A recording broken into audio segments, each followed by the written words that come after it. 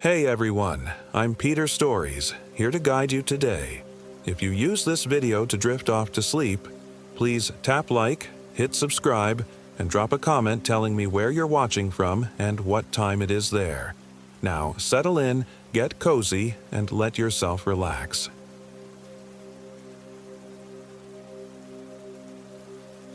My name is Sarah Rodriguez, and I am 32 years old.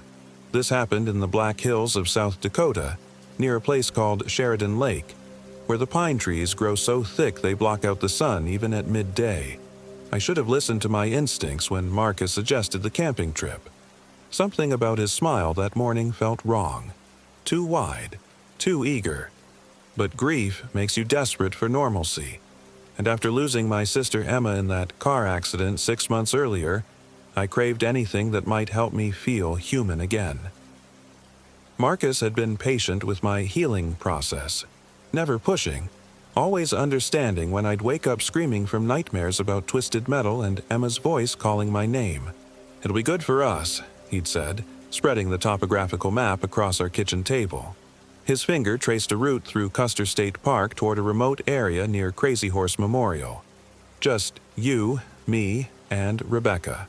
Like old times. Rebecca Chen had been Emma's best friend since college, and seeing her always brought a mixture of comfort and pain. She carried Emma's memory in her laugh, in the way she'd scrunch her nose when thinking. When she agreed to join us, I felt something loosen in my chest. Maybe this trip could help all of us heal. We left Denver on a Thursday morning in Marcus's Jeep, Rebecca chattering nervously in the back seat about her new job at the veterinary clinic. I watched the landscape change from Colorado's familiar mountains to South Dakota's rolling hills, feeling both excited and anxious. The closer we got to the Black Hills, the more isolated everything became. Cell towers disappeared. Gas stations grew scarce. The trees pressed closer to the narrow highways. According to this, Marcus said, consulting his GPS, there's a perfect spot about 15 miles past Sheridan Lake. Private land. But the owner gives permission to campers. No facilities, no other people. Just wilderness. Rebecca leaned forward between our seats. "Sounds perfect. I need to get away from everything for a while." Her voice carried a weight I recognized. The exhaustion of pretending to be okay when you're drowning inside. The GPS lost signal somewhere past Hill City. Marcus pulled over to consult his paper map, frowning at the tangle of Forest Service roads and unmarked trails. "I think we take Forest Service Road 231 about 8 miles north, then turn west at this creek here." He pointed to a thin blue line on the map. "Are you sure?" I asked, studying the maze of roads. Nothing looked definitive. "Trust me," he said, and something about his tone made me look at him sharply. His eyes held a strange intensity I'd never seen before. "I've been planning this for weeks. I know exactly where we're going." The Forest Service Road turned out to be little more than twin tire tracks through dense pine forest. Our Jeep bounced and lurched over roots and rocks, branches scraping against the windows with sounds like fingernails on glass. The trees grew thicker as we climbed, their canopy so dense that afternoon felt like twilight. "Jesus," Rebecca muttered, gripping her door handle as we hit a particularly deep pothole. "Are you sure this is the right way?" Marcus didn't answer. His hands were white-knuckled on the steering wheel, his jaw set in concentration. We'd been driving for over an hour since leaving the main road, and I hadn't seen any landmarks that matched his map. "Marcus," I said more firmly, "maybe we should turn around, find somewhere easier to access." "We're almost there," he said, "just a little further." But 15 minutes later, the road simply ended. Not at a campsite or clearing. It just stopped, blocked by a wall of fallen trees that looked like they'd been there for years. Beyond the deadfall, the forest stretched impossibly dark and deep. "Well, shit," Rebecca said. "Now what?" Marcus sat staring at the blocked road for a long moment, his breathing shallow. "We hike in," he said finally. "It can't be far. We'll carry what we need." I felt a chill that had nothing to do with the mountain air. "Marcus, that's crazy. We don't even know where we are." I know exactly where we are, he snapped, turning to look at me with eyes that seemed almost black in the dim light filtering through the trees. Then his expression softened, and he reached over to squeeze my hand. Sorry, I'm just tired from the drive. Look, I scouted this area online for weeks. There's a perfect clearing about a mile through those trees. Private, peaceful, exactly what we need. Rebecca was already getting out of the Jeep, stretching her arms above her head. I don't mind hiking. My legs are cramped from the drive anyway. But I noticed how her voice sounded forced, too bright. Against my better judgment, I helped them unload our packs. We took only the essentials: tent, sleeping bags, food for 3 days, water purification tablets, first aid kit. Marcus insisted on carrying the heaviest pack, though I noticed he also grabbed a large duffel bag I didn't remember him loading in Denver. "What's in that?" I asked. "Supplies," he said. "Extra rope, tools. You know me, always over-prepared." The trail, if it could be called that, wound through pine forest so dense we had to use flashlights even though it was only 4 in the afternoon. The trees pressed close on both sides, their branches interlocking overhead like a cathedral ceiling. Our footsteps were muffled by decades of fallen pine needles, creating an unsettling quiet, broken only by the occasional crack of a branch somewhere in the darkness beyond our lights. "This is beautiful," Rebecca said, but her voice sounded strange, hollow and echoing despite the thick trees around us. So peaceful. I didn't find it peaceful at all. Something felt wrong about this place, though I couldn't articulate what. The air was too still, too quiet. No bird songs, no insect buzzing, no small animal sounds, just the soft whisper of wind through pine needles that sounded almost like voices speaking too low to understand. After what felt like hours of hiking, we emerged into a circular clearing perhaps 50 yards across. Pine trees formed a perfect ring around the open space, their trunks so straight and evenly spaced they looked artificial. In the center stood a circle of stones that might have been an old fire ring, though something about the arrangement made my skin crawl. "This is it," Marcus said, dropping his pack with obvious relief. "Perfect, isn't it?" The clearing was perfectly round, perfectly level, and perfectly wrong. The grass grew in concentric circles, darker near the stone ring and lighter toward the tree line. When I knelt to touch it, the outer grass felt normal, but closer to the center it became coarse and brittle, as if it had been burned and regrown multiple times. "Has there been a fire here recently?" I asked. Marcus was already setting up our tent on the far side of the clearing, moving with purpose and efficiency that suggested he'd planned this exact setup. Probably controlled burns. Forest Service does them all the time. But Rebecca was examining the stone circle, her flashlight beam playing over rocks that looked far too old and deliberately placed to be a simple fire ring. "Sarah, come look at this." The stones were covered in what looked like scratches, not random weathering, but deliberate marks carved deep into the rock. They formed patterns that hurt to look at directly, making my eyes water and my head ache. "Probably Native American," Marcus called from across the clearing. "This whole area is full of sacred sites."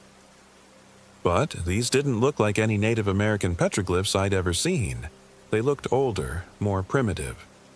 And something about them made my teeth ache, as if they were vibrating at a frequency just below human hearing. "We shouldn't camp here," I said suddenly. The words came out before I could stop them. Marcus stopped what he was doing and looked at me across the clearing.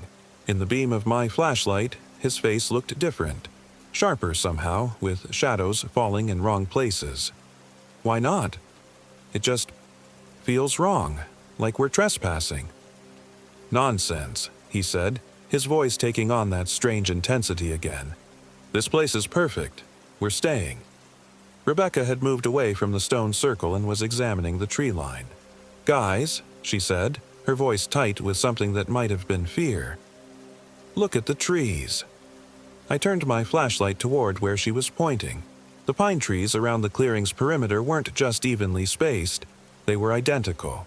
Same height, same trunk thickness, same branching pattern, like they'd all been planted at the same time or grown from the same genetic material. That's unusual, I admitted. It's impossible, Rebecca said. Trees don't grow like that naturally. Someone would have had to plant them, tend them, shape them. But why? And when? Marcus laughed, but it sounded forced. You two are being paranoid. It's just a clearing. Trees grow where they can get light. There's probably a logical explanation. But as we finished setting up camp, I kept noticing other wrongnesses. Our voices didn't echo properly. Sounds seemed to die just a few feet from our mouths, as if the air itself was absorbing them. The temperature felt wrong, too. Not cold, but not warm, as if the clearing existed in some kind of thermal void. And there was a smell, faint but persistent, like metal and ozone, and something organic starting to rot. We built a fire in the stone circle because we needed the light and warmth, but the flames behaved strangely. They burned blue-white instead of orange, giving off less heat than they should have, and they made sounds, soft whispers and pops that almost sounded like words. When I mentioned it to Marcus, he just shrugged. Different wood burns different colors, he said. The altitude probably affects it too. But we were using the same pine branches we'd burned on dozens of other camping trips, and we weren't that high up. I tried to push down the growing certainty that something was terribly wrong with this place. We ate dinner in relative silence, each of us lost in our own thoughts. Rebecca seemed nervous, constantly looking over her shoulder at the dark tree line. Marcus was calm but watchful, his eyes never staying in one place for long, and I felt a growing dread settling in my stomach like cold stone. "Tell me again how you found this place," I said as we cleaned up after dinner. Marcus paused in packing away our cook set. Online research, hiking forums, topographical maps. Why? It's just so remote. And that road, it looked like no one had used it in years. "That's what makes it perfect," he said. "No crowds, no noise, no distractions, just us and nature." But as the evening wore on, I became increasingly convinced that we weren't alone in this clearing. I kept hearing sounds just at the edge of perception. Footsteps in the pine needles. Whispers too soft to understand. The creak of branches moving without wind. When I'd turn toward the sounds, my flashlight would reveal nothing but dark trees and empty spaces between them. Rebecca felt it too. I could see it in the way she kept glancing toward the forest, in the tension in her shoulders, in how she stayed close to the fire even though the night wasn't cold. "I keep thinking I hear Emma," she said suddenly, her voice barely above a whisper. The words hit me like a physical blow. "What?" Her voice, calling my name. I know it's impossible, but she trailed off looking embarrassed. Marcus was watching us both with an unreadable expression. "Grief can make us hear things," he said. "It's normal." But I'd heard it too. Emma's voice calling from somewhere beyond the tree line. Her voice exactly as it had been, warm and alive and impossible. I hadn't mentioned it because I thought I was losing my mind. "We should leave," I said. "First thing in the morning." "We just got here," Marcus protested. "We planned this trip for weeks. We need this, Sarah. All of us need this." But his insistence felt wrong, too urgent, and the way he kept glancing at his duffel bag made me increasingly curious about what he'd brought that he hadn't told us about. We banked the fire and retreated to our tent around 10 o'clock, though none of us felt tired. Rebecca and I shared one side while Marcus took the other, but sleep felt impossible. The clearing was too quiet and too loud at the same time. Dead silence broken by sounds that shouldn't have been there. Around midnight, I heard Rebecca sit up beside me. "What is it?" I whispered. "Listen." At first, I heard nothing but the soft whisper of wind through pine needles. Then, gradually, I began to pick out something else. Voices, many voices, speaking in unison but too distant to understand. They seemed to be coming from all around the clearing, from the forest beyond the perfect circle of trees. "It's just the wind," Marcus said from his side of the tent, but his voice was tight with something that might have been fear or excitement. The voices grew louder, more distinct. I could almost make out words now, syllables in no language I recognized, but that filled me with crawling dread. And underneath the chanting, because that's what it was, I realized, some kind of ritualistic chanting, I heard footsteps, many footsteps, circling our tent in the darkness. "Someone's out there," Rebecca whispered. I grabbed my flashlight and unzipped the tent flap just enough to peek out. My beam swept across the clearing, revealing nothing but empty grass and the stone circle with its cold blue flames. But the footsteps continued, and now I could hear breathing, deep, rhythmic breathing that didn't sound quite human. "There's no one there," I said, but even as I spoke I saw movement at the tree line. Shapes that might have been people, standing just inside the forest where my light couldn't reach them clearly. "We need to leave," Rebecca said. "Now." But when I turned to agree with her, I found Marcus holding a knife. Not a camping knife or utility blade, but a long, curved thing that looked ancient and ceremonial. Its blade caught the moonlight filtering through our tent with an oily iridescence that made my eyes water. "Marcus," I said carefully, "what are you doing?" "Completing what was started," he said, and his voice was wrong, layered somehow as if multiple people were speaking through his mouth. "Emma called to me, Sarah. She told me what needed to be done." The chanting outside grew louder, more insistent. I could make out some of the words now, and they were in English, though spoken with accents I couldn't place. "Come home, come home, come home to us." "Emma's dead," I said, trying to keep my voice calm while my mind raced for options. The tent flap was behind me, but Marcus was between us and the exit. "Death isn't the end," he said, moving closer. "She's waiting for you, Sarah. All of you. In the trees, in the darkness between the trees. She misses you so much." Rebecca made a soft sound of terror beside me. In the dim light I could see that her eyes were wide with panic, but she was staring past Marcus toward the tent wall. Following her gaze, I saw shadows moving outside, tall, thin shapes that didn't move like living people. "The clearing chose us," Marcus continued, his grip tightening on the knife. "I felt its call weeks ago, saw this place in dreams. It showed me Emma, showed me how to bring her back. All it needs is an offering, blood freely given by those who loved her." "You're sick," I said. "Emma wouldn't want this. Wouldn't she?" His smile was terrible in the flashlight beam.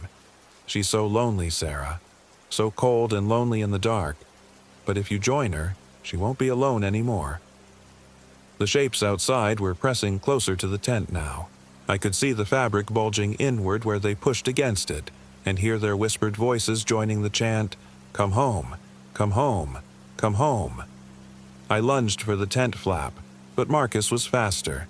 The knife sliced across my forearm, opening a line of fire from elbow to wrist. Blood splattered across the tent floor, and the moment it hit the ground, the chanting outside rose to a crescendo.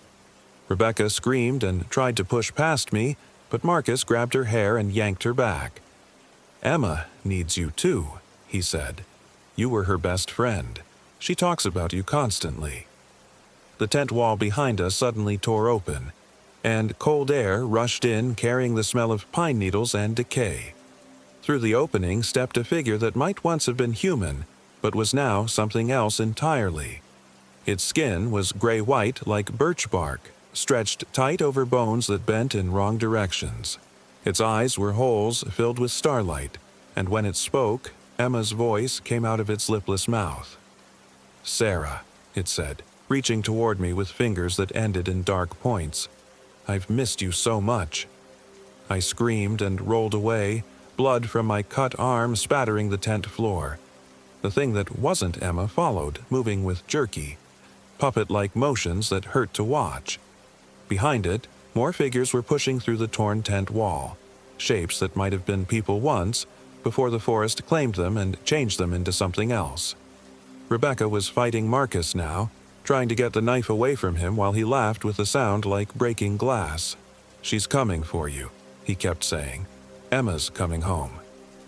I crawled toward the tent flap, my wounded arm leaving a trail of blood across the nylon floor. The moment I reached the opening, hands grabbed me from outside, cold hands that felt like tree bark and smelled like moss and rot. They pulled me into the clearing where more of the Changed Ones waited. They formed a circle around the stone ring, where the blue flames had grown higher and brighter. In that cold light, I could see them clearly for the first time. They had been people once, campers, hikers, maybe locals who'd wandered too deep into the forest. But the trees had claimed them, changed them, made them into something between human and plant. Their skin was bark rough and gray, their hair like pine needles, their eyes like holes in the night sky. And at their center, standing in the stone circle itself, was Emma. Or what had been Emma. She looked exactly as she had in life. Same dark hair, same bright smile, same clothes she'd been wearing the day she died. But when she moved, I could see the wrongness in her. She cast no shadow in the firelight. Her breath didn't mist in the cold air. And when she looked at me, her eyes held depths that went on forever. "I've been waiting," she said in her familiar voice. "Waiting and calling and dreaming of the day you'd come to me." "You're not Emma," I said, struggling against the hands that held me. "Emma's dead." "Death is just another kind of growing," she said, stepping closer. "Like a seed in dark soil, waiting for the right conditions to bloom. This place feeds on love, Sarah, on connection, on the bonds that tie us together even after death." Behind me, I could hear Rebecca screaming as Marcus dragged her from the tent. She was fighting him, but he seemed to have inhuman strength now, and she was losing blood from wounds I couldn't see. "The forest has been here longer than humans," Emma continued. "It's learned our ways, learned to use our emotions against us. It calls to those who've lost someone, shows them dreams of reunion, and when they come," she gestured to the circle of Changed Ones around us, "it keeps them, forever." "But you're really Emma," I said desperately. "You remember us, remember our life together." "I remember loving you," she agreed, "and I remember dying alone and afraid. But mostly, I remember the hunger, Sarah. The terrible hunger for connection, for warmth, for life. The forest promised me all of that if I helped it call others, if I brought my loved ones home to feed its growth." Marcus threw Rebecca down beside me, and I saw that she was covered in cuts from his knife. Her blood was already soaking into the strange grass, and where it touched, the ground seemed to pulse with its own heartbeat. "Perfect," Emma said, clapping her hands like she had when we were children, and something delighted her. "Now we can all be together forever." The Changed Ones pressed closer, their barkskin hands reaching for us with fingers that ended in sharp points. I could smell them now, the scent of deep forest, of things growing and dying and growing again in endless cycles. "Please," I begged. "Emma, if any part of you is still in there, please don't do this." She tilted her head, considering. For a moment, her expression softened into something almost human. "I do love you," she said. "That's why this is so hard. The change hurts at first. Your bones break and reset. Your skin hardens. Your blood thickens to sap. You'll scream for days while the forest rewrites you from the inside out. Then don't do it. But after," she continued, "you'll understand. You'll feel the peace of growing deep roots, of never being alone again. All of us together, forever, part of something larger and older and more patient than human life." One of the Changed Ones grabbed my wounded arm, its touch like ice and thorns. Where its fingers pressed, I felt a strange numbness spreading up toward my shoulder. Looking down, I saw thin, green lines spreading under my skin like veins, or like roots. Rebecca was making soft, whimpering sounds beside me as another of the creatures held her down. Blood continued to flow from her wounds, and the grass beneath us was glowing now with an eerie phosphorescence. "It's already starting," Emma said with satisfaction. "The forest is tasting you, learning you, preparing to make you part of itself. Soon, you won't want to fight anymore." She was right. The spreading numbness brought with it a strange peace, a sense of connection to something vast and patient. I could feel the forest consciousness touching mine, offering rest, offering unity, offering an end to the pain of loss and grief. For a moment, I almost let it take me. Then I remembered Emma, the real Emma, not this thing wearing her face. I remembered her laugh when I told stupid jokes, the way she'd cry at sad movies, how she'd stayed up all night with me when our father died. The real Emma would never have wanted this for me, would never have used my love for her as a weapon. The realization burned through the forest's influence like acid. This thing might have Emma's memories, might even think it was Emma, but it was just a puppet made from my grief and the forest's hunger. I bit down hard on my tongue, using the pain to focus, and reached into my jacket pocket for the small canister of bear spray I always carried when camping. Marcus hadn't thought to search me, probably because he was more focused on his ceremonial knife than practical threats. "You're not Emma," I said again, and this time I meant it. The thing wearing my sister's face smiled sadly. "I'm more Emma than the rotting body in that cemetery. I'm Emma perfected, Emma eternal, Emma who can bring all her loved ones together forever." "Emma's dead," I said, pulling out the bear spray, "and she'd want me to live." I triggered the spray directly into the face of the changed one holding my arm. It shrieked and released me, clawing at its eyes with hands that leaked sap instead of blood. The scream broke the ritual concentration of the others, and in that moment of confusion, I grabbed Rebecca and ran. We stumbled across the clearing toward the gap in the trees where we'd entered, but Marcus intercepted us. His face was no longer entirely human. Bark-like patches covered his cheeks and forehead, and his eyes reflected light like an animal's. "You can't leave," he said, raising the ceremonial knife. "The offering must be completed." I hit him in the face with the bear spray, and he dropped screaming. But the changed ones were already moving to surround us, and there were so many of them. Dozens, maybe hundreds, all the lost campers and hikers the forest had claimed over the years.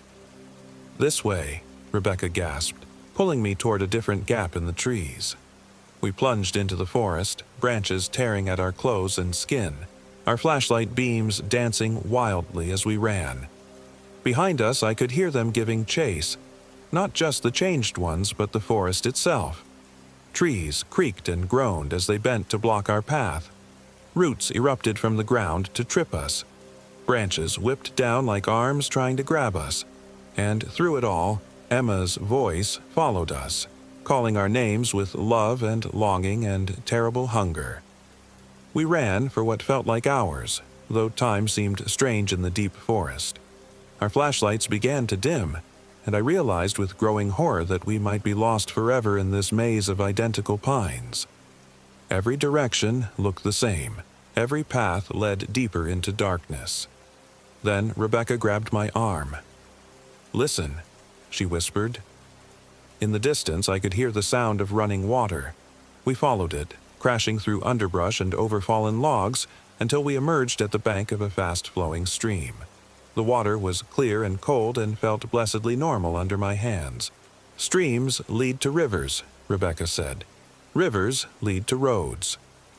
We followed the stream for miles, sometimes walking in the water itself when the banks became too overgrown. The sound of pursuit faded behind us, though I occasionally caught glimpses of movement in the trees, shapes that might have been the changed ones, watching us but no longer giving active chase. Dawn was breaking when we finally reached a dirt road. A few hours later, a Forest Service truck picked us up, and by noon we were in a hospital in Rapid City, getting stitches and tetanus shots and trying to explain to skeptical police officers what had happened to Marcus. They found his body 3 days later, or what was left of it. The official report said he'd fallen into a ravine and been scavenged by animals, but I saw the crime scene photos. His bones had been broken and reset in impossible configurations. His skin had turned gray and bark-like, and his eye sockets were full of pine needles. They never found the clearing, despite my detailed directions and GPS coordinates. The Forest Service road we'd taken simply ended at a standard campground, and satellite imagery showed nothing but unbroken forest canopy for miles in every direction. Rebecca moved to California a month later. We don't talk much anymore, not because we don't care about each other, but because we both hear Emma's voice calling from the forest, and we're afraid that if we talk about it, we might start to listen. I still dream about that clearing sometimes. In my dreams, Emma stands in the circle of stones with her arms outstretched, promising that all I have to do is come home to her. The changed ones stand around her in their perfect circle, and they're singing now instead of chanting, a song of growth and connection and eternal unity. Sometimes I wake up with pine needles in my hair and dirt under my fingernails, though I live in an apartment in downtown Denver now, miles from the nearest forest. Sometimes I find myself researching camping areas in South Dakota, looking at topographical maps and Forest Service roads, planning routes back to places that officially don't exist. Because part of me, the part that still grieves for Emma, that still feels hollow and broken without her, wants to believe the promise, wants to think that somewhere in the deep forest, my sister is waiting for me with love and patience and forever. But I know better now.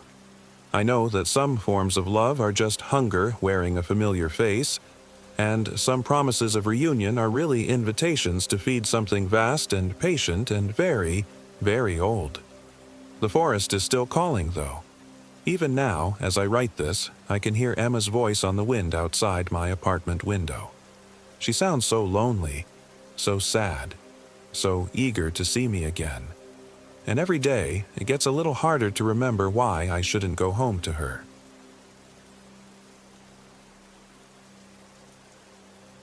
My name is Michael Williams, and I am 34 years old.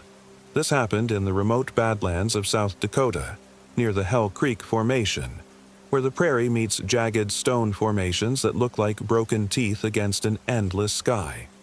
I'd convinced my girlfriend Sarah Rodriguez and our friends Kevin King and Amanda Wright to join me on what I called a digital detox weekend in the Badlands.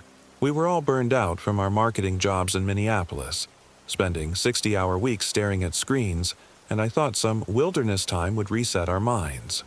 Sarah had been dealing with severe claustrophobia since her panic attack started 6 months ago, and I figured the open spaces would help her breathe easier. We drove Sarah's SUV 8 hours south, arriving at the remote camping area I'd found online, a dispersed camping zone called Crow's Rest, situated in a natural amphitheater of red stone walls about 30 miles southeast of Wall. The website described it as primitive camping for experienced outdoors people only, which appealed to my ego more than it should have. The first thing that felt wrong was the silence. Not peaceful silence. Aggressive silence, like the land itself was holding its breath. Kevin, always the jokester, started doing impressions of wildlife documentary narrators to fill the void, but even his voice seemed to get swallowed by the red stone walls surrounding us. "This place gives me the creeps," Amanda said, lighting a cigarette with shaking hands. She was the cautious one in our group, always reading reviews and checking weather reports twice. The GPS stopped working about 10 miles back, and my phone hasn't had signal since we left the highway. I brushed off her concerns while we set up camp in the center of the natural bowl. The red sandstone formations towered around us like ancient sentinels, creating a perfect windbreak but also making me feel like we were camping in the bottom of a well. Sarah seemed calmer here, though, her breathing more relaxed than I'd seen it in months. "Look at these stars," she whispered that first night, lying on her back beside our tent. I forgot they could be this bright. Above us, the Milky Way blazed across a sky so clear it felt like we could reach up and touch the cosmos. For a moment, I thought this trip might actually work. We fell asleep to the distant howl of coyotes echoing off the stone walls. I woke before dawn to the sound of Sarah whimpering. In the gray, pre-dawn light, I could see her thrashing in her sleeping bag, caught in a nightmare. When I shook her gently, her eyes snapped open, wide and terrified. "The walls," she gasped. They were closing in. I couldn't breathe. I held her until her breathing steadied, but something felt different about this episode. Sarah's claustrophobia had always been triggered by enclosed spaces, not open ones. Here, under the infinite sky, she should have felt free. After breakfast, Kevin and Amanda volunteered to hike to the rim of our stone bowl to see if they could get cell reception. They'd been gone for 3 hours when we heard Kevin screaming, "Help! Amanda fell. She's hurt bad." Sarah and I scrambled up the treacherous slope toward Kevin's voice, our hearts pounding. We found him kneeling beside a narrow crevice in the rock, maybe 4 feet wide and impossibly deep. His face was bone white. She was walking ahead of me, and the ground just gave way, he stammered. "I can't see the bottom. Amanda, can you hear me?" We called down into the darkness until our voices were hoarse but heard nothing back. The crevice seemed to swallow sound itself. Kevin was hyperventilating, convinced he'd lost his girlfriend to the stone. "We need to get help," Sarah said, her voice steadier than I expected. "There has to be a ranger station somewhere." But when we tried to retrace our route back to the main road, nothing looked familiar.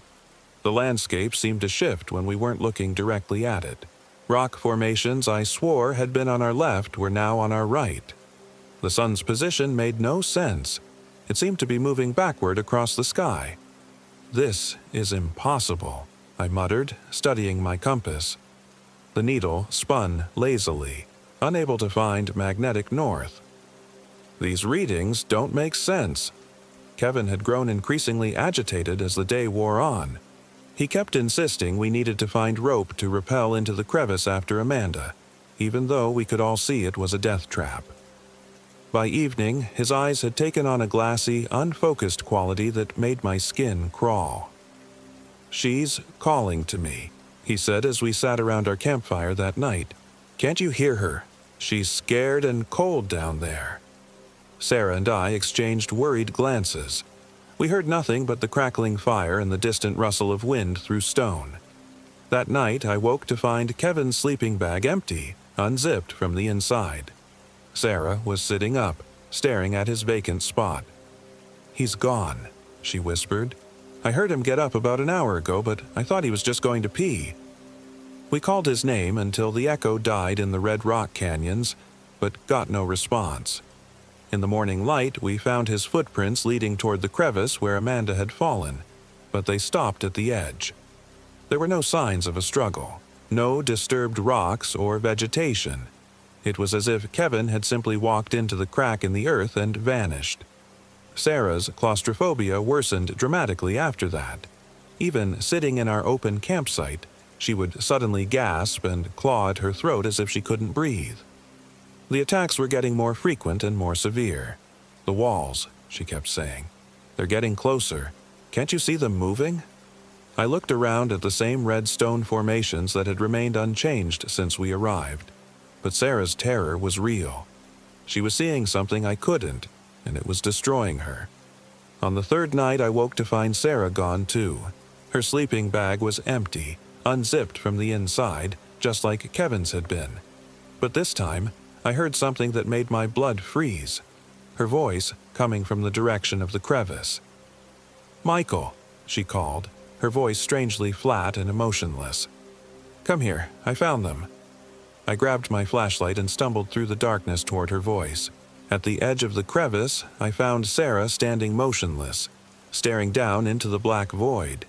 But something was wrong with her posture, the way she held her head tilted at an unnatural angle.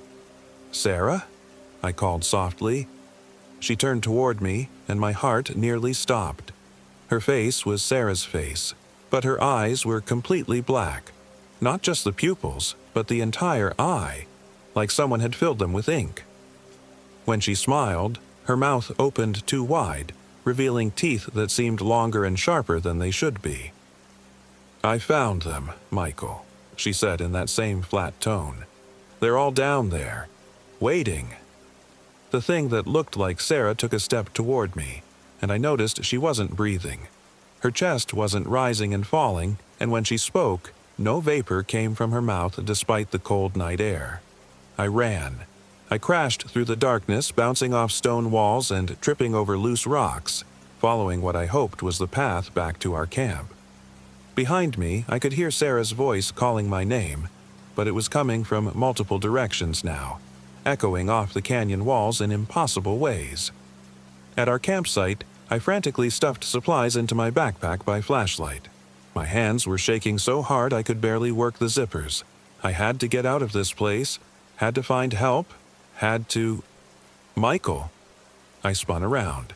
Sarah was standing at the edge of our camp, still wearing those horrible black eyes and that too wide smile. But now I could see she wasn't alone. Kevin stood beside her, his face slack and empty. His neck bent at an angle that suggested it had been broken and healed wrong. And next to him, a figure I didn't recognize at first. Amanda. But wrong. So wrong.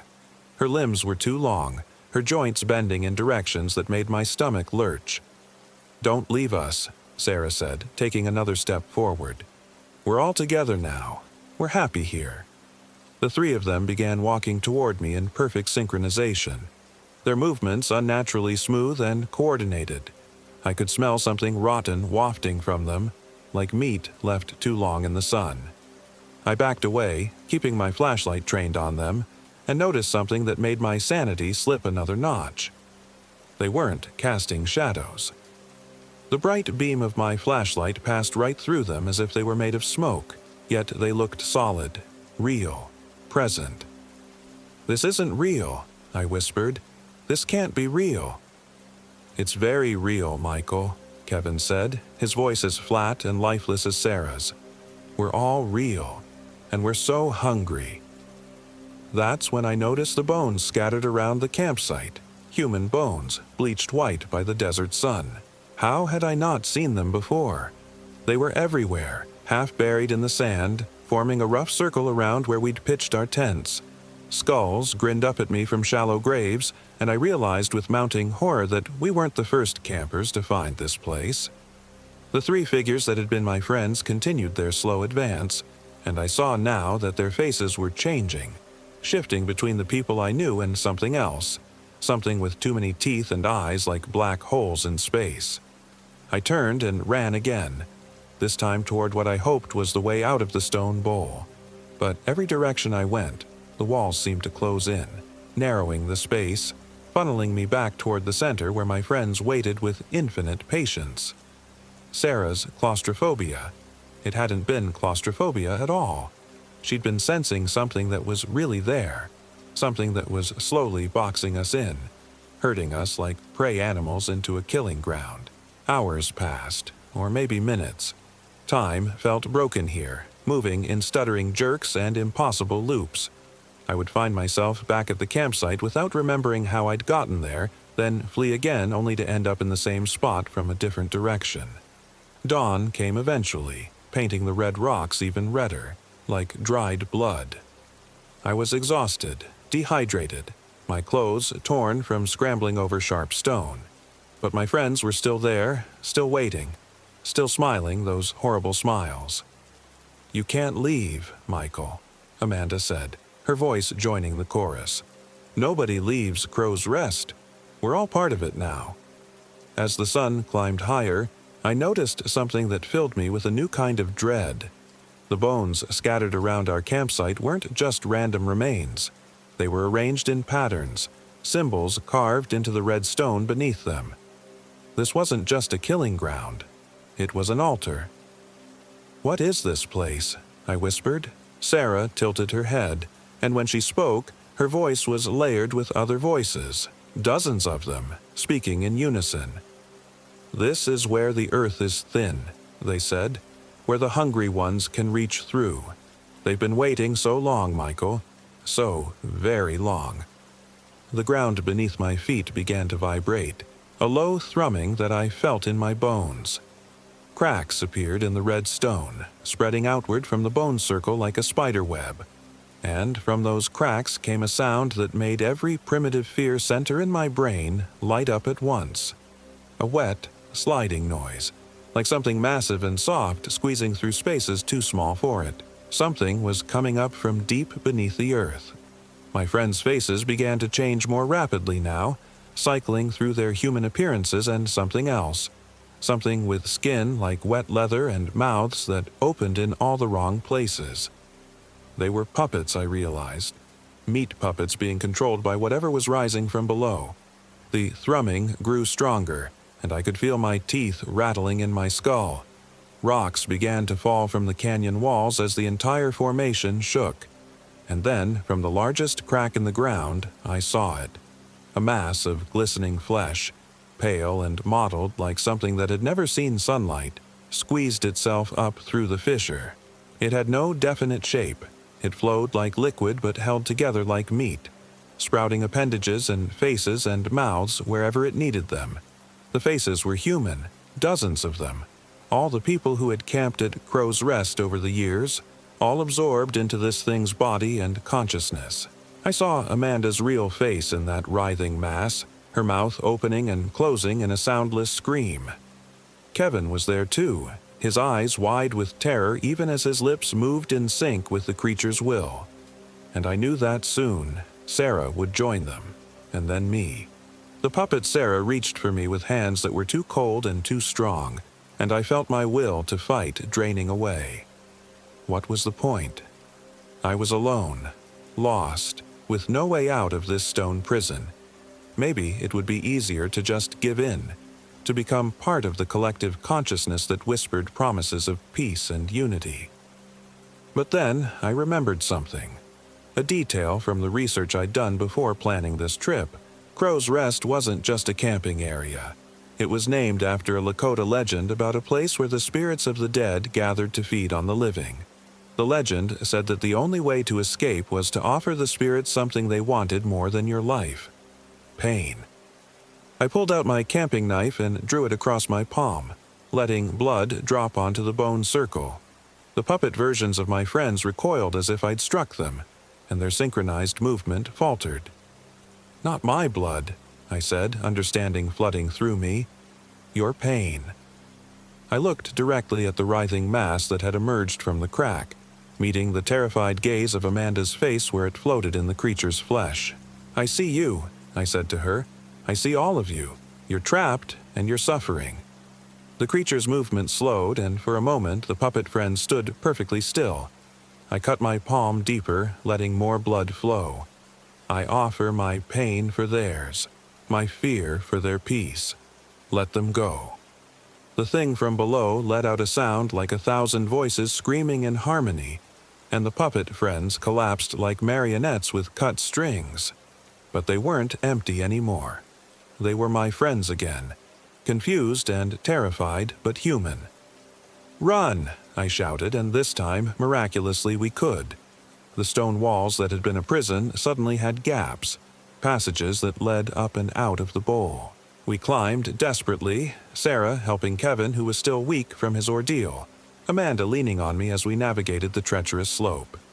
Behind us, the creature's howl of rage and hunger echoed off the canyon walls, but it couldn't follow us into the sunlight. As we reached the rim of the formation, I looked back once and saw it sinking back into the crack, taking its collection of tormented faces with it. We found our car exactly where we'd left it, though none of us remembered the path back. Our phones had signal again, and the GPS worked perfectly. It was as if the last 3 days had been a shared nightmare, except for the scars on my palm and the haunted look in all our eyes. We drove straight through to Minneapolis, taking turns at the wheel, none of us wanting to sleep. We never spoke about what happened at Crow's Rest, not to each other and not to anyone else. What would be the point? Who would believe us? But I still have nightmares about those bone circles, about faces trapped in writhing flesh, about the way my friends looked when they weren't themselves anymore. And sometimes, late at night, I can still hear Sarah's voice calling my name in that flat, emotionless tone. I've researched the Hell Creek Formation extensively since then. According to geological surveys, there is no camping area called Crow's Rest. The coordinates where we camped don't exist on any official map. But if you know where to look, if you drive the back roads of South Dakota long enough, You might find a dirt track that leads to a natural amphitheater of red stone. Don't follow it. Some places are hungry, and they never stop feeding. Sarah's claustrophobia is worse now. She can't even be in elevators without panic attacks. Kevin hasn't been the same either. He stares into space for hours at a time, and Amanda swears she sometimes catches him talking to someone who isn't there. As for Amanda herself, she's developed an obsession with caves and underground spaces that worries all of us. They're not possessed anymore, I'm certain of that. But they're marked, changed by their time as part of that thing. And so am I. Because sometimes, when I'm alone in the dark, I can still feel the thrumming of the earth beneath my feet, and I know that somewhere in the Badlands of South Dakota, something ancient and hungry is still waiting. It's been 6 months since Crow's Rest, and I've started having dreams where I'm driving south on Highway 44. My hands steady on the wheel, my friends laughing in the back seat as we head toward redstone formations that look like broken teeth against an endless sky. Those dreams feel more real every night.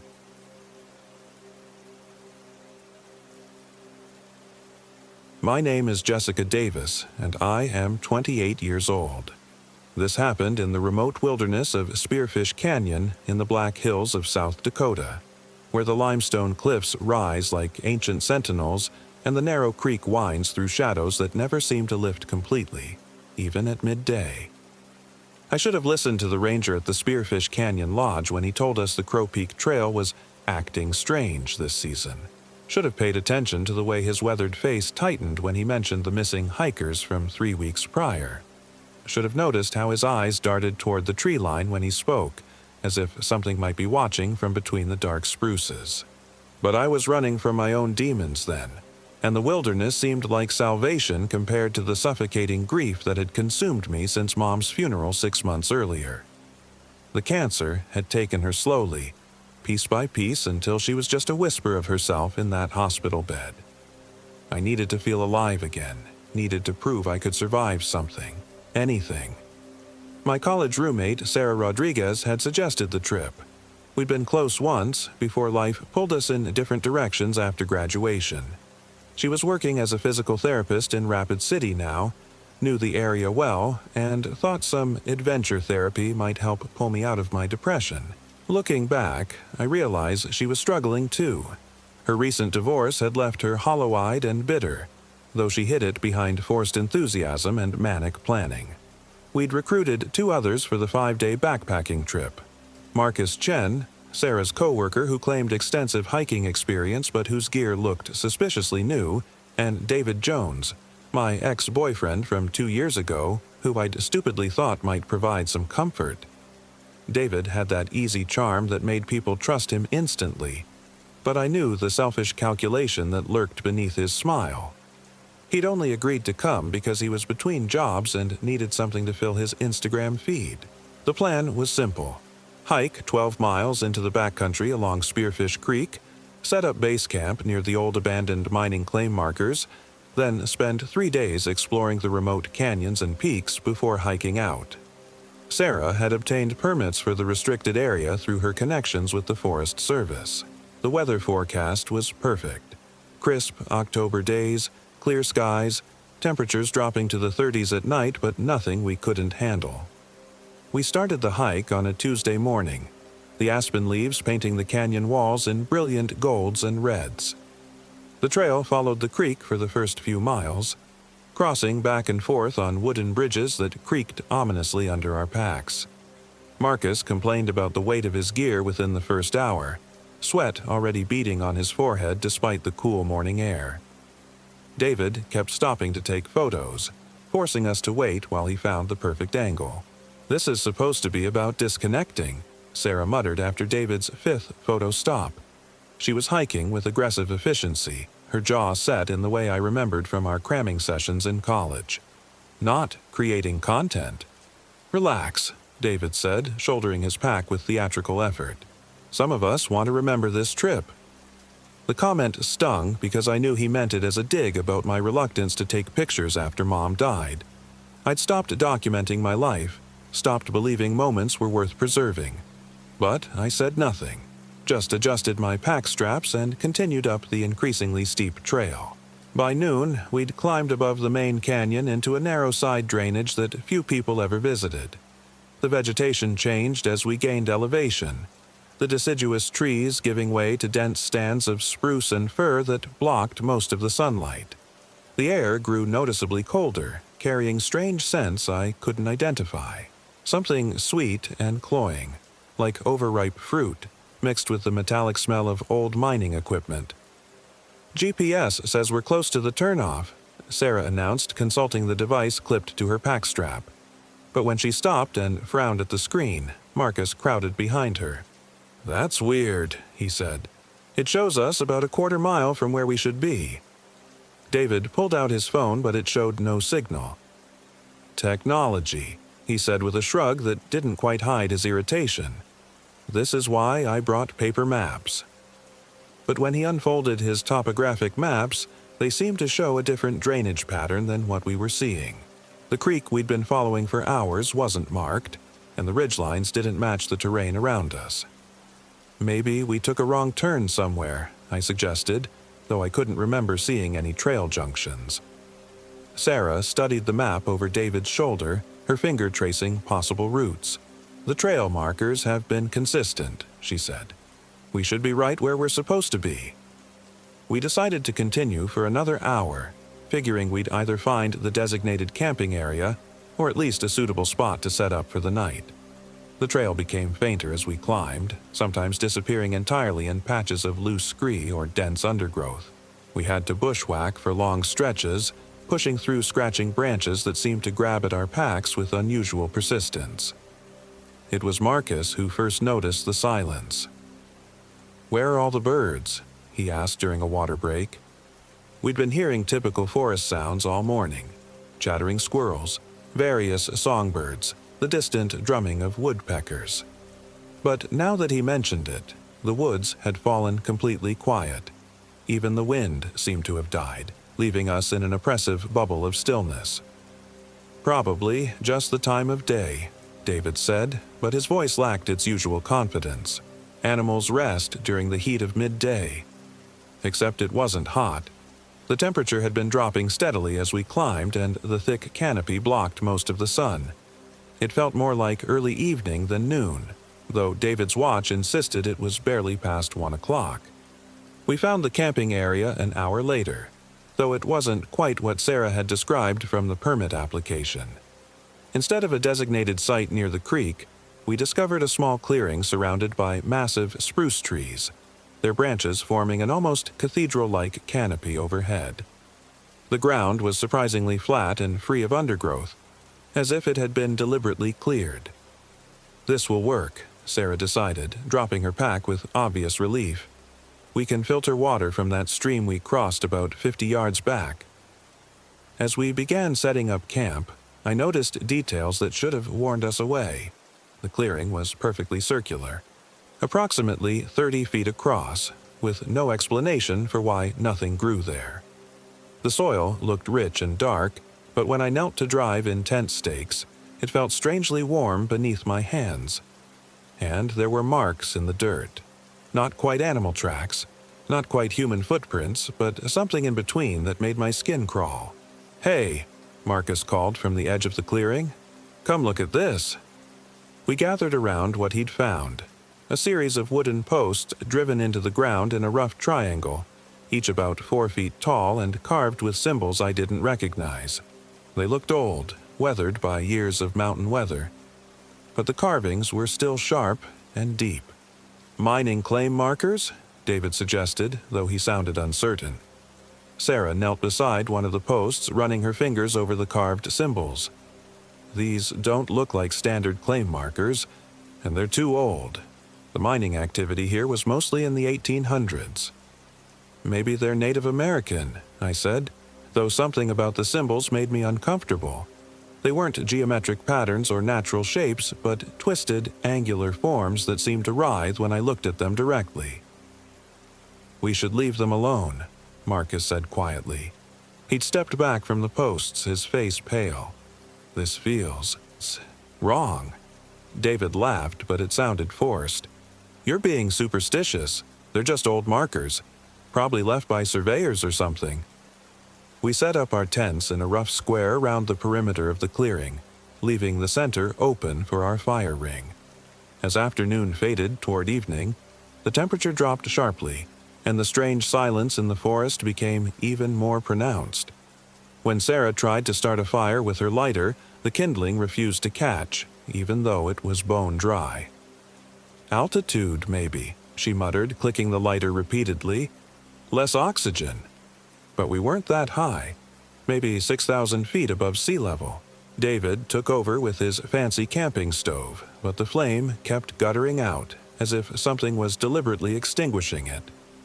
Finally, Marcus pulled out an old-fashioned flint and steel kit his grandfather had given him, and managed to get a small fire started. The flames burned an unusual blue-green color that cast weird shadows on the surrounding trees. As darkness fell, the temperature plummeted. Our breath began to fog, and frost started forming on the outside of our tents, even though the weather forecast had called for lows in the 30s. We huddled around the sickly fire, trying to cook dinner and plan the next day's activities, but conversation felt strained and artificial. "So, what's the plan for tomorrow?" David asked, stirring his rehydrated pasta without much enthusiasm. "There's supposed to be an old mining site about 2 miles north," Sarah said, consulting her notes by flashlight, "and some petroglyphs in a cave system to the east." "Petroglyphs?" Marcus looked up from his meal. "Like those markers?" Sarah shrugged. The permit mentioned archaeological sites in the area, probably Lakota or earlier. But I was thinking about those carved posts and how the symbols had seemed to move in my peripheral vision. There was something deliberately wrong about them, something that made my hindbrain scream warnings I couldn't articulate. We were cleaning up after dinner when we heard the first sound from the forest. A low, guttural moan that seemed to come from multiple directions at once. It lasted about 10 seconds, fading into the darkness like something dying. "Bear," David suggested, but his voice was tight with fear. "Didn't sound like any bear I've heard," Sarah said. She'd worked in wilderness areas before, knew the sounds of the forest. "Maybe elk? They can make weird noises during rutting season." The sound came again, closer this time, and definitely not from any animal I'd ever heard. It had an almost human quality, like someone trying to speak with a mouth full of broken teeth. Marcus had gone completely still, his dinner forgotten in his lap. "We should get into our tents," he said quietly. "Whatever it is, we don't want to attract its attention." But as we began banking the fire and preparing for bed, I noticed something that made my blood freeze. The carved posts around the clearing were glowing with a faint phosphorescent light, as if the symbols had been painted with luminescent paint. But when I pointed it out to the others, they claimed they couldn't see it. "You're imagining things," David said, but he wouldn't look directly at the posts. "It's just reflected moonlight." Except there was no moon visible through the thick canopy, and the glow was coming from within the wood itself, pulsing slowly like a heartbeat. I lay awake in my tent for hours, listening to the sounds outside. The moaning came periodically, sometimes distant, sometimes so close it seemed to be right outside the clearing. But worse were the other sounds. Footsteps circling our camp, but not quite human footsteps. They were too heavy, dragging slightly, as if something large was moving through the forest on feet that weren't designed for walking. Around midnight, I heard Sarah's tent zipper opening. Through the mesh window of my own tent, I watched her silhouette move toward the dying fire. She stood there for several minutes, perfectly still, before walking to the edge of the clearing and disappearing into the trees. I waited for her to return, but she didn't. After what felt like an hour, I heard her tent zipper again and saw her silhouette settling back into her sleeping bag. But something was wrong with the way she moved. Too fluid, too silent, like she was floating rather than walking. In the morning, Sarah seemed normal at first. She was up before the rest of us, had the fire restarted, and was boiling water for coffee when I emerged from my tent. But when I looked directly at her, something cold crawled down my spine. Her smile was too wide, showing too many teeth. Her eyes reflected the firelight like an animal's, and she blinked far too seldom. When she spoke, her voice had a subtle echo, as if there were two people talking in perfect unison. "Sleep well?" she asked, and the question felt loaded with meaning I couldn't understand. "Fine," I lied, accepting the cup of coffee she offered. It tasted wrong, bitter beyond belief, with an underlying metallic flavor that made me want to spit it out. But I forced myself to swallow, not wanting to offend her, not wanting to let her know I'd noticed the change. Marcus and David seemed oblivious to the alteration in Sarah.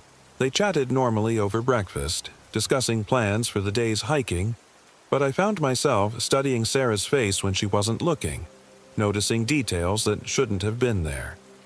Her skin had a grayish pallor, and dark veins were visible beneath it, like a roadmap of corruption spreading through her body. "I think we should hike out today," I said suddenly, interrupting a conversation about the mining ruins. "I'm not feeling well." Sarah's head turned toward me with mechanical precision, her neck rotating further than it should have been physically possible. "What's wrong?" she asked, and her voice had that double echo quality again. "Just stomach issues. Maybe something I ate." "We can't leave now," David protested.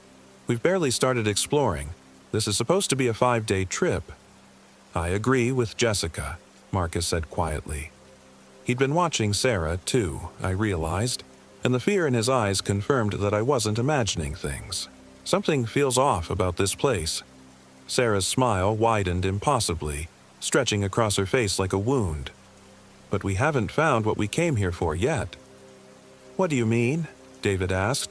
"We came here to hike and relax." "Did we?" Sarah's head tilted at an unnatural angle. "I thought we came here to feed." The temperature in the clearing seemed to drop 20 degrees in an instant. Our breath began to fog as Sarah rose from her position by the fire, moving with that same floating motion I'd seen the night before. But now, in daylight, I could see that her feet weren't quite touching the ground. Marcus was the first to run. He bolted toward the tree line, crashing through the undergrowth with panic-driven strength. Sarah watched him go with mild interest, like a cat observing a mouse that didn't yet realize it was trapped. "He won't get far," she said conversationally. "The forest is hungry too." David was staring at her with naked terror, finally understanding that something was horribly wrong. "Sarah, what's happened to you? What's wrong with your face?" Because her face was changing as we watched. The skin was loosening, becoming translucent, revealing the skull beneath. Her eyes had gone completely black, and when she opened her mouth to speak, I could see rows of needle-sharp teeth that definitely hadn't been there yesterday. "Sarah's gone," the thing wearing her body said. "She walked out into the trees last night and something else walked back. Something that's been waiting in this place for a very long time." I grabbed David's arm and pulled him toward the tree line, but he seemed frozen with shock. The Sarah thing laughed, a sound like breaking glass, and suddenly the carved posts around the clearing erupted with a sickly green light. "You can't leave," it said. "The circle is complete. The feeding has begun." That's when we heard Marcus scream from somewhere in the forest, a sound of pure agony that cut off abruptly, leaving us in terrible silence. David finally snapped out of his paralysis and we ran together toward where we'd heard Marcus's voice. The forest seemed to shift around us as we moved, trails appearing and disappearing, the terrain changing in ways that defied logic. We were lost within minutes, stumbling through dense undergrowth that tore at our clothes and skin. We found Marcus 20 minutes later, or what remained of him. He was hanging upside down from a massive spruce tree about 10 feet off the ground. His body had been opened, like a flower blooming in reverse. His chest cavity was empty, ribs spread wide, and everything inside had been scooped out with surgical precision. But his face was untouched, his eyes wide with terror, mouth frozen in that final scream. David vomited, retching violently as he stumbled backward from the gruesome sight. I wanted to join him, but something about the scene demanded my attention. The way Marcus's body was positioned, the careful arrangement of his limbs. It wasn't random violence. It was ritual. "We have to get out of here," David gasped between heaves. "We have to find the trail." But when we tried to retrace our steps, we discovered what Marcus had learned too late. The forest wouldn't let us leave. Every path led back to the clearing, no matter which direction we chose. The sun seemed stuck in the same position overhead, casting identical shadows no matter how long we walked. And we could hear the Seraphim following us, humming tunelessly as it moved through the trees. Sometimes it would call out in Sarah's voice, pleading for us to come back, saying it was all a misunderstanding. Other times it would make sounds that no human throat could produce, clicking, chittering noises like an enormous insect. By what should have been late afternoon, though the light never changed, we'd given up trying to escape and were focused on finding somewhere defensible to hide. We discovered a small cave in a rocky outcropping, barely large enough for both of us but hidden from view by fallen logs and thick vegetation. We huddled in the narrow space, listening to the sounds outside grow closer. David was shaking uncontrollably, muttering prayers under his breath. I tried to think rationally about what we were facing, but rational thought seemed impossible in this place where physics and logic no longer applied. "What do you think happened to her?" David whispered. "What took over Sarah's body?" I'd been wondering the same thing. The carved posts, the strange clearing, the way the forest itself seemed malevolent. It felt like we'd stumbled into something ancient and evil, something that had been waiting here long before humans ever set foot in these mountains.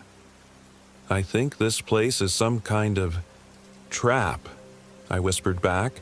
"Those posts mark a boundary. Once you camp inside the circle, you can't leave. But why? What does it want?" Before I could answer, we heard Sarah's voice right outside our hiding place. She was singing now, a lullaby I remembered her humming during our college days when she was stressed about exams. But the melody was wrong, twisted into a minor key that made it sound like a funeral dirge. "Jessica," she called softly. "David, I know you're here. I can smell your fear." Her footsteps moved past our cave, pausing occasionally as if she were sampling the air. When she spoke again, her voice had that double echo quality, but now I could hear what the second voice was. Marcus, speaking in perfect unison with the thing wearing Sarah's body. Come out, they sang together. "The forest is hungry, and we need to feed." We waited in terrified silence until the sounds faded into the distance. When we finally dared to move, full darkness had fallen, though I couldn't remember seeing the sun set. The temperature had dropped below freezing, and our breath formed thick clouds in the narrow cave. "We need to make a fire," David said through chattering teeth. "We'll freeze to death otherwise." But I was afraid the light would give away our position. We compromised by gathering enough dry wood to start a small fire deeper in the cave, hoping the rock walls would contain most of the glow. As David worked with his lighter, trying to coax flames from damp kindling, I kept watch at the cave entrance. The forest outside was alive with movement, shadows sliding between trees, branches swaying without wind, and always that tuneless humming that seemed to come from everywhere at once. When the fire finally caught, the flames burned the same sickly blue-green as they had in the clearing, but the warmth was real, and we huddled close to it, trying to plan our next move. "Maybe we can wait until dawn," David suggested. "Whatever this thing is might be weaker during daylight." But I didn't think there would be another dawn. Not for us. Time seemed frozen in this place, locked in an eternal night that would last until the entity had what it wanted. That's when I noticed David's shadow on the cave wall. In the flickering firelight, it should have been dancing and shifting. Instead, it was perfectly still, and it didn't match the position of his body. The shadow was standing while David sat, and it appeared to be reaching toward me with grasping fingers. I tried to convince myself it was a trick of the light, but when David moved closer to the fire, his shadow remained motionless. Worse, it began to turn its head toward me, even though David was looking in the opposite direction. "David," I whispered, afraid to look away from the shadow. "Don't move. Don't turn around." "What's wrong?" he asked, but he had enough sense to freeze in place. Your shadow. Look at your shadow." He turned his head slowly toward the cave wall, and I saw his face go white with terror. The shadow David was grinning now, showing the same needle-sharp teeth I'd seen in the Sarah thing's mouth. "It's in me," he whispered. "Oh God, it's inside me." As we watched in horror, the shadow began to merge with David's actual shadow, darkness flowing like liquid into his silhouette. David convulsed, his back arching as something moved beneath his skin. When he looked at me again, his eyes had gone completely black. "Run!" he gasped, and his voice was still his own, still human. "Run, while I can still fight it." I didn't need to be told twice.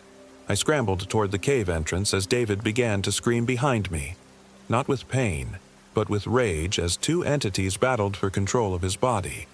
The sound followed me into the forest, rising to an inhuman shriek that made my ears ring.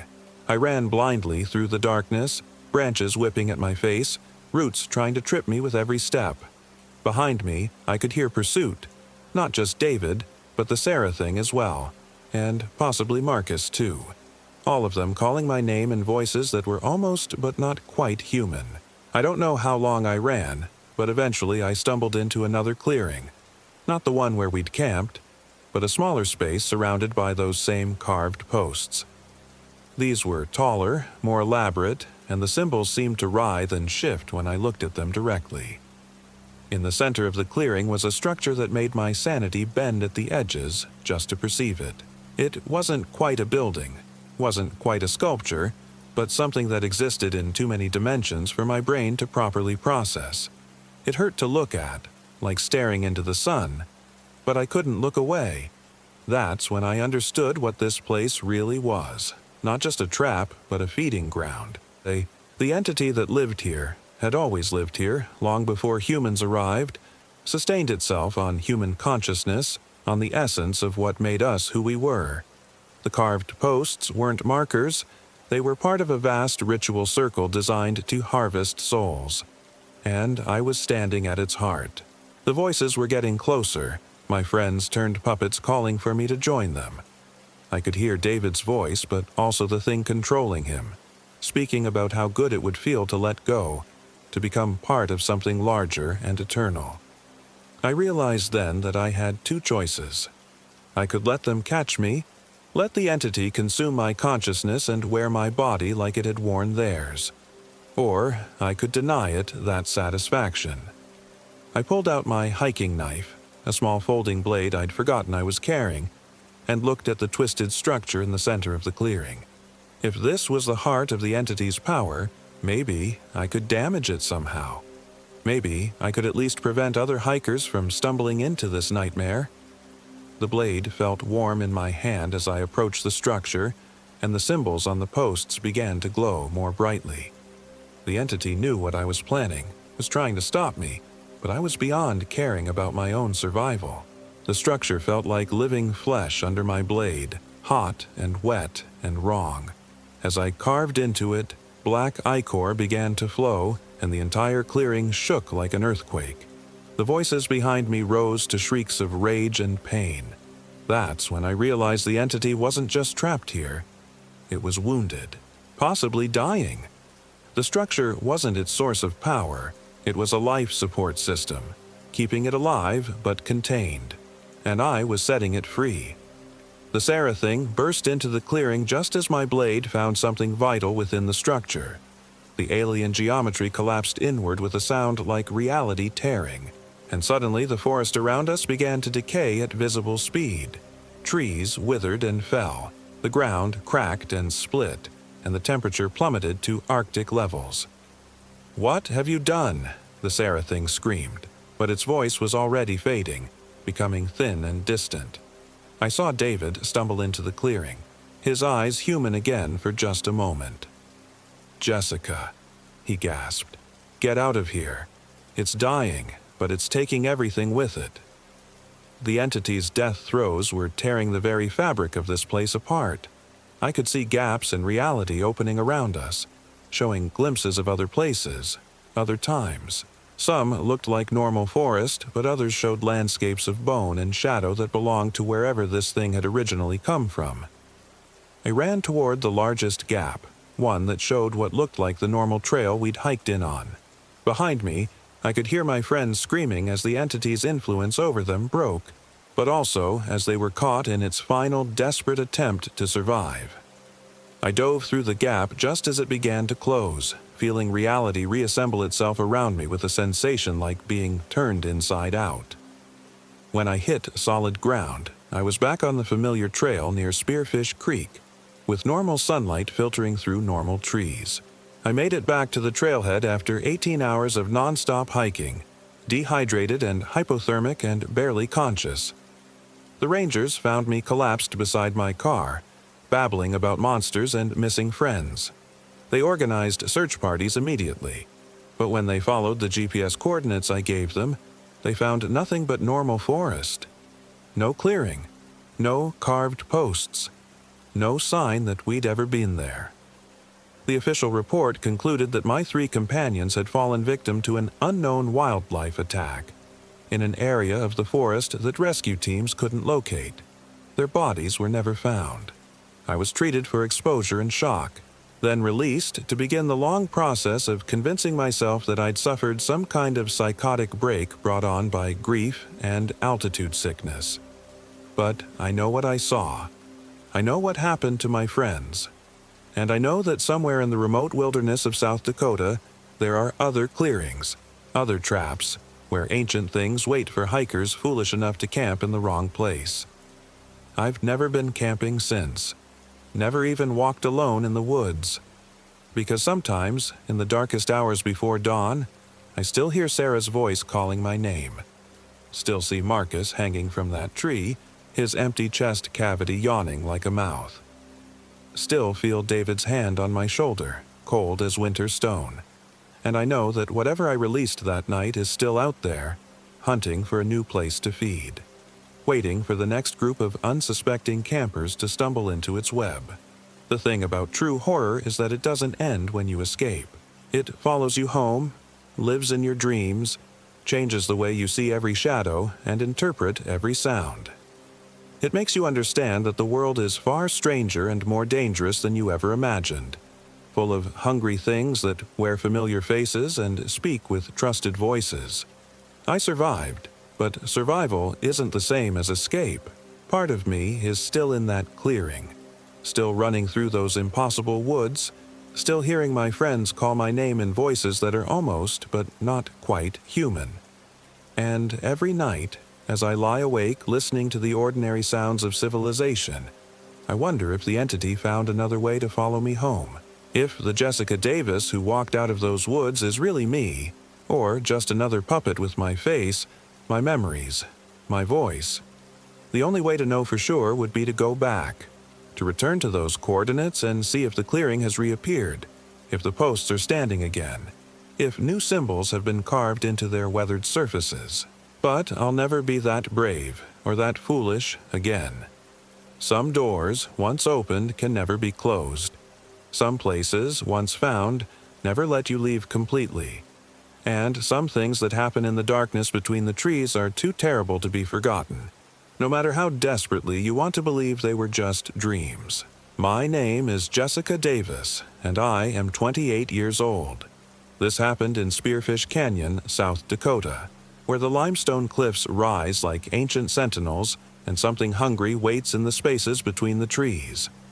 This is my warning. This is my confession. This is the truth that no one will believe, because believing it would mean accepting that there are monsters in the world that wear the faces of people we love. Don't go camping alone. Don't trust strange clearings or carved posts or fires that burn the wrong color. And if your friends come back from the woods acting different, speaking with voices that echo strangely in empty air, don't try to convince yourself you're imagining things. Run. Run, and don't look back, and pray that whatever follows you home gets bored and finds easier prey. Because once you've seen what lurks in the deepest places of the world, you'll never feel safe anywhere again.